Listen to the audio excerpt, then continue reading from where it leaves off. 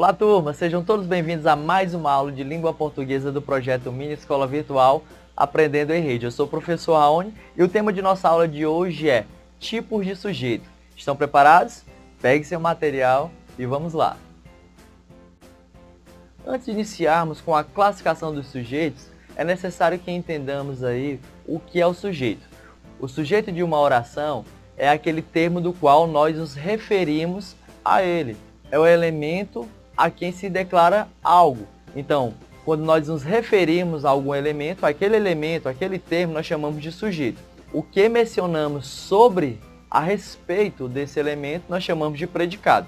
Então, o sujeito é o ser sobre o qual se declara alguma coisa e o predicado é o que se declara sobre esse sujeito. Certinho, gente? Então, vejamos na telinha um exemplo da aplicação do conceito de sujeito e predicado. Temos na telinha um exemplo da tirinha de Angar. A esposa dele fala o seguinte: mamãe planeja nos visitar, mas ela exigiu uma pequena condição. E qual é? Você deve estar por fora durante a visita.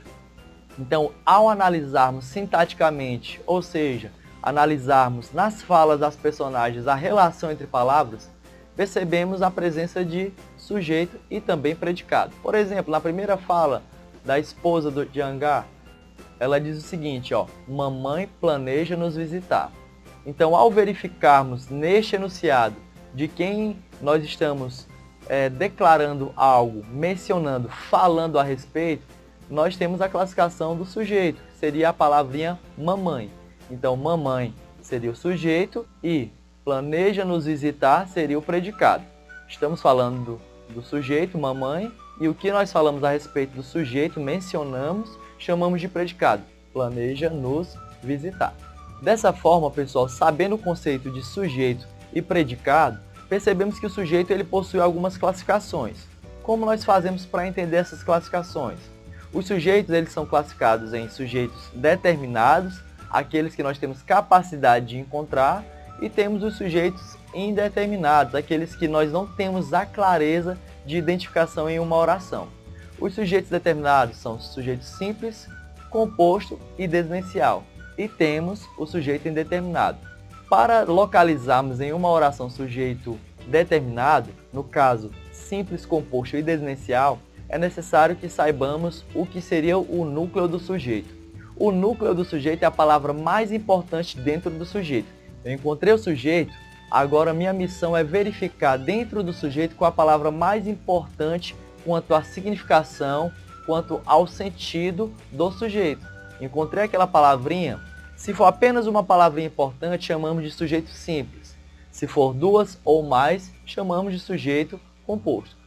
Verificando na telinha um exemplo da situação de sujeito simples, utilizamos a mesma tirinha vista anteriormente. Mamãe planeja nos visitar.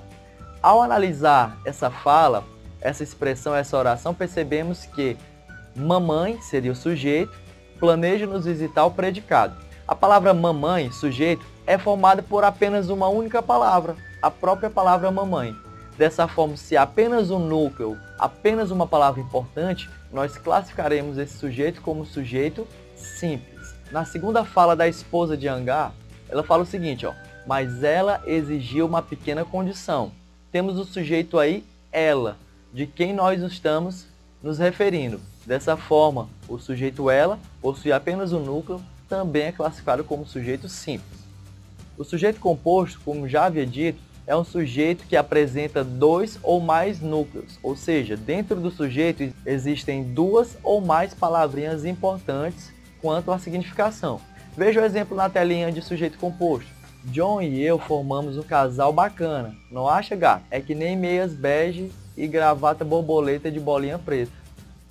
Eu senti sarcasmo no seu sorriso. Você está começando a me conhecer. Então, por trás da ironia do sarcasmo de Garfield, percebemos aí também a fala da personagem, da namorada de John. Ela fala o seguinte, John e eu formamos um casal bacana.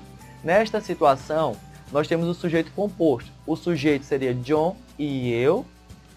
Formamos um casal bacana, nós temos aí o predicado. Então, ao percebermos e analisarmos o sujeito John e eu, temos três palavrinhas, John e eu. Dessas três palavrinhas, temos aí as palavras John e a palavra eu como núcleo. Como são dois núcleos, nós chamamos esse sujeito de sujeito composto. Por fim, dentro dos sujeitos determinados, aqueles que nós temos a capacidade de identificar em uma oração, temos o sujeito desnencial, ou seja, o sujeito oculto. O sujeito oculto é aquele sujeito que não está expresso em uma frase, em uma oração, mas eu tenho a capacidade de identificá-lo. Como eu faço isso, professor? Através da desinência verbal, ou seja, a terminaçãozinha do verbo. Quando eu verifico o verbo vai me dar informação de quem nós estamos nos referindo dentro daquele contexto. Veja na tela um exemplo. É daqui que vem o leite, Garfield. Que é interessante, que é informativo. Nunca mais vou beber leite até o fim dos meus dias. Percebam nessa tirinha, no terceiro quadrinho, quando o Garfield fala o seguinte: nunca mais vou beber leite até o fim dos meus dias. Então percebemos através da aplicação dos verbos beber e vou, em que Garfield se refere a ele mesmo dentro desta situação. Interessante verificar que não há a presença do pronome eu, mas implicitamente nós sabemos que estamos tratando desta pessoa do discurso. Dessa forma, o sujeito não está expresso na oração, mas sabemos que existe. Então, classificamos esse sujeito como sujeito desnencial ou oculto.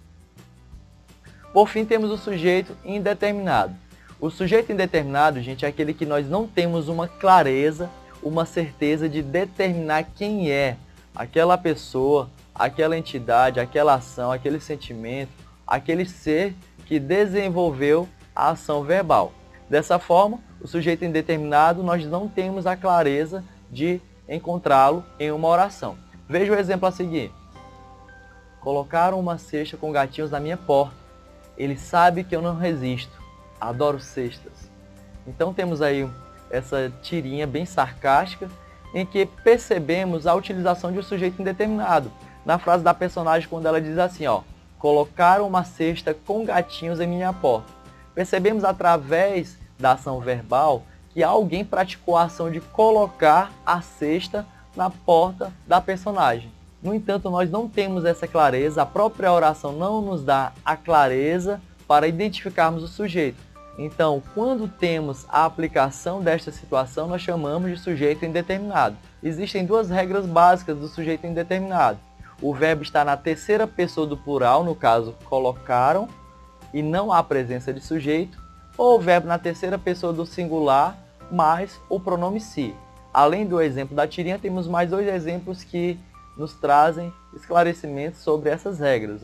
Anunciaram a morte do prefeito. Nesta situação, o verbo está na terceira pessoa do plural e nós não temos a existência de sujeito. E nós não temos a certeza de quem praticou a ação de anunciar. E na segunda situação, não se fala da morte do prefeito no jornal local. Nesta situação, nós temos o verbo falar na terceira pessoa do singular e temos o se, a palavrinha se, né? Seria o índice de indeterminação do sujeito.